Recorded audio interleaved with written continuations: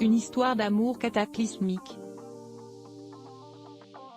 Le mot est fort mais vient de Bob Decou, le dernier homme à avoir officiellement partagé la vie d'Annie Girardot. Décédée il y a 12 ans jour pour jour, ce mardi 28 février, l'actrice a vécu une idylle avec le parolier de 1980 à 1993.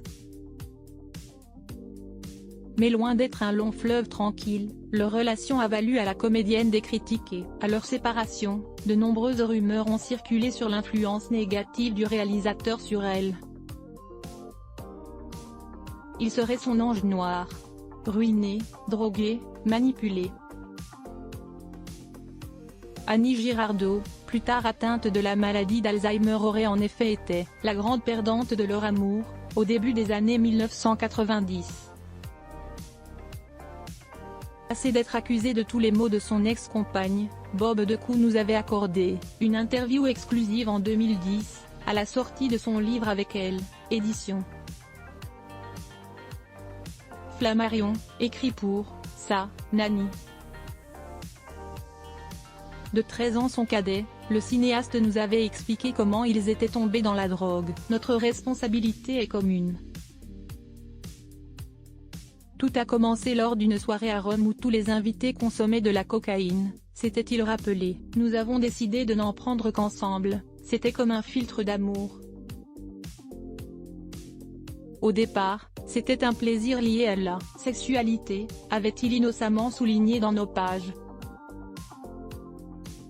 Supérieur à photo, Annie Girardot, qui sont les hommes qui ont compté dans sa vie? Hélas, ce qui n'était qu'un plaisir occasionnel est devenu une habitude envahissante et destructrice pour l'actrice vedette des années 1970 et son compagnon.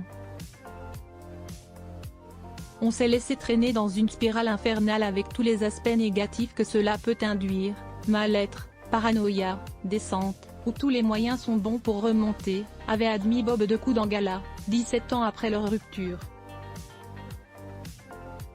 Concernant les accusations de manipulation, celui qui a écrit quelques chansons pour Christophe n'avait pas mâché ses mots, insistant sur le fait que sa célèbre âme sœur était bien celle qui avait fait pression sur lui à une période.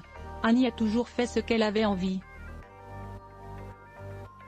Point. À l'origine de mon film Adieu Blaireau. Elle n'était pas dans le projet. Je voulais prouver à tout le monde que je pouvais me passer d'elle pour monter un film, avait-il pointé dans notre entretien avant de faire quelques révélations. Clémentine Célarié devait jouer le rôle féminin. C'est Annie qui m'a mis le couteau sous la gorge, menaçant de me quitter si je ne la prenais pas. Elle ne comprenait pas qu'on vive ensemble et qu'elle ne soit pas dans mon film. Même argumentaire pour répondre à ceux qui l'ont longtemps pointé du doigt comme étant le responsable des problèmes financiers d'Annie Girardot. Quand je l'ai connue, elle devait 850 millions de francs au fisc.